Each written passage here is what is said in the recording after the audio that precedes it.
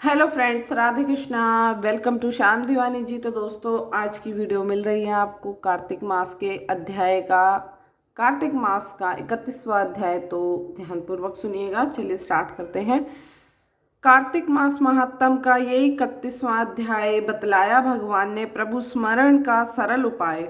भगवान श्री कृष्ण ने कहा, पूर्व काल में अवंतीपुरी उज्जैन में धन्वेश्वर नामक एक ब्राह्मण रहता था। वो रस, चमड़ा और कंबल आदि का व्यापार करता था। वो वैश्यागामी और मदपान आदि बुरे कर्मों में लिप्त रहता था। चूंकि वह रात दिन पाप में रत रहता था, इसलिए वो व्यापार करने नगर नगर घूमता था। एक दिन वह क्रय विक्रय के कार्य से घूमता हुआ महिष्म त्रिपुरी में जा पहुंचा, जो राजा महिष ने बसाई थी। वहां पाप नाशिनी नर्मदा सदैव शोभा पाती है। उस नदी के किनारे कार्तिक का व्रत करने वाले बहुत से मनुष्य अनेक गांवों से स्नान करने के लिए आए हुए थे। धनेश्वर ने उन सबको देखा और अपना सामान बेचता हुआ वह भी एक मास तक वहीं रहा।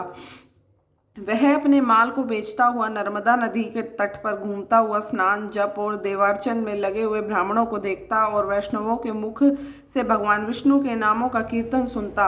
वह वहां रहकर उनको स्पर्श करता रहा, उनसे बातचीत करता रहा। वो कार्तिक के व्रत के उद्यापन विधि तथा जागरण भी देखता रहा। उसने पूर्णिमा के व्रत को भी देखा कि व्रती ब्राह्मणों तथा गौओं को भोजन करा रहे हैं और उनको दक्षिणा आदि भी दे रहे हैं।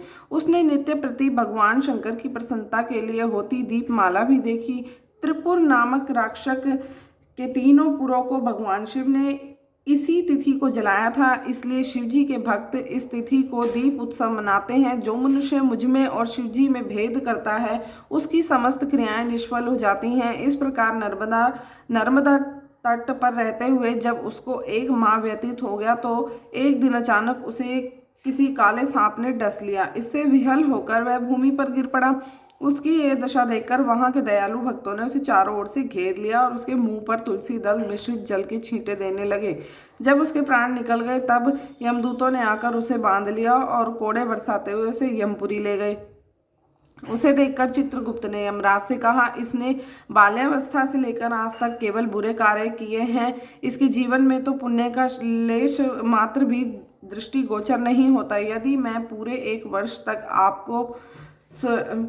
वर्ष तक भी आपको सुनाता रहूं, तो भी इसके पापों की सूची समाप्त नहीं होगी। ये महापापी है, इसलिए इसको एक कल्प तक घोर नरक में डालना चाहिए। चित्रगुप्त की बात सुनकर यमराज ने कुपित होकर काल नेमी के समान अपना भयंकर रूप दिखाते हुए अपने अनुचरों को आज्ञा देते हुए कहा, हे प्रेत सेनापतियों, इस दुष्ट को मुग्धरों से मारते हुए कुंभीपाक नरक में डाल दो। सेनापतियों ने मुग्धरों से उसका सिर फोड़ते हुए कुंभीपाक नरक में ले जाकर खोलते हुए तेल के कढ़ाई में डाल दिया। प्रेत सेनापतियों ने उसे जैसे ही तेल के कढ़ाई में डाला, वैसे ही वहां का कुंड शीतल हो गया। ठीक उसी प्रकार जिस प्रकार पूर्व काल में प्रहलाद जी को डालने से दैत्यों की जलाई हुई आग ठंडी हो गई थी। यह विचित्र घटना देखकर प्रेत सेनापति यमराज के पास गए और उनसे सारा वृतांत कहा। सारी बात सुनकर यमराज भी आश्चर्यचकित हो गए और इस विषय में पूछताछ करने लगे कि उसी समय नारद जी वहां आए और यमराज से कहने लगे, सूर्यनंदन, ये ब्राह्मण नरकों का उपभोग करने योग्य नहीं है। जो मनुष्य पुण्य कर्म करने वाले लोगों का दर्शन, स्पर्श और उनके साथ वार्तालाप करता है, वह उनके पुण्य का 6वां अंश प्राप्त कर लेता है। ये धनेश्वर तो एक मास तक श्री हरि के कार्तिक व्रत का अनुष्ठान करने वाले असंख्य मनुष्यों को संपर्क में रहा है।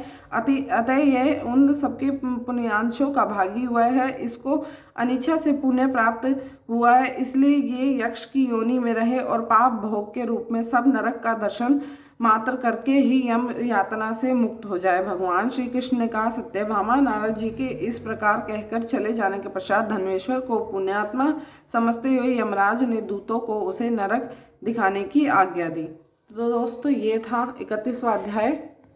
आइए दोस्तों, मैं आपको 32वां अध्याय भी सुना देती हूँ। मुझे सहारा है तेरा सब जग के पालनहार, कार्तिक मास के महात्म का 32वां विस्तार। भगवान श्री कृष्ण ने आगे कहा, हे प्रिय यमराज की आज्ञा शिरोधार्य करते हुए प्रेत पति धनेश्वर को नरकों के समीप ले गया और उसे दिखाते हुए कहने लगा, हे धनेश्वर, महान भय देने वाले, इन नरकों की ओर दृष्टि डालो। इनमें पापी पुरुष सदैव दूतों द्वारा पकाए जाते हैं। यह देखो, यह तप्तवाचुक नामक नरक है, जिसमें देह जलने के कारण पापी विलाप कर रहे हैं। जो मनुष्य भोजन के समय भूखों को भोजन नहीं देता वह बार बार इस नरक में डाले जाते हैं। वह प्राणी जो गुरु, अग्नि, ब्राह्मण, गोवैद्य और राजा इनको लात मारता है, वह भयंकर नरक अतिशप पापों के कारण करने पर मिलते हैं। आगे देखो, ये दूसरा नरक है जिसका नाम अंधतामिस्त्र है। इन पापियों को सुई की भांति मुख वाले तमोत नामक कीड़े काट रहे हैं। इस नरक में दूसरों का दिल दुखाने वाले पापी गिराए जाते हैं। ये तीसरा नरक है जिसका नाम क्रकेय है। इस नरक में पापियों को आरे से चीरा जाता है। ये नरक भी असीम त्रवण आदि भेदों से 6 प्रकार का होता है। इसमें स्त्री तथा पुरुषों के वियोग कराने वाले मनुष्य को कढ़ाई में पकाया जाता है। 2 प्रियजनों को दूर करने वाले मनुष्य भी अस्मित्र नामक नरक में तलवार की धार से काटे जाते हैं और कुछ भेड़ियों के डर से भाग जाते हैं। अब अर्गल नामक का यह चौथा नरक देखो, इसमें पापी विभिन्न प्रकार से चिल्लाते हुए इधर उधर भाग रहे हैं। ये नरक भी वध आदि भेदों से 6 प्रकार का है। अब तुम ये 5वां नरक देखो जिसका नाम कूटशालमली है। इसमें अंगारों की तरह कष्ट देने वाले बड़े बड़े कांटे लगे हैं। ये नरक भी यातना आदि भेदों से 6 प्रकार का है। इस नरक में पर स्त्री गमन करने वाले मनुष्य डाले जाते हैं। अब तुम ये 6वां नरक देखो, उल्वण नामक नरक में सिर नीचे करके पापियों को लटकाया जाता है। जो लोग भक्ष्य का विचार नहीं करते, दूसरों की निंदा और चुगली करते हैं, वो इस नरक में डाले जाते हैं। दुर्गंध भेद से ये नरक भी 6 प्रकार का है। ये 7वां नरक है जिसका नाम कुंभीपाक है। ये अत्यंत भयंकर है और ये भी 6 प्रकार का है। इसमें महापातकी मनुष्य को पकाया जाता है। इस नरक में सहस्त्रों वर्षों तक यातना भोगनी पड़ती है। यही रौरव नरक है। जो पाप इच्छा रहित किए जाते हैं वो सूखे और जो पाप इच्छा पूर्वक किए जाते हैं वो पाप आर्द्र कहलाते हैं। इस प्रकार शुष्क और आर्द्र भेदों से ये पाप 2 प्रकार के होते हैं। इसके अलावा और भी अलग अलग 84 प्रकार के पाप हैं।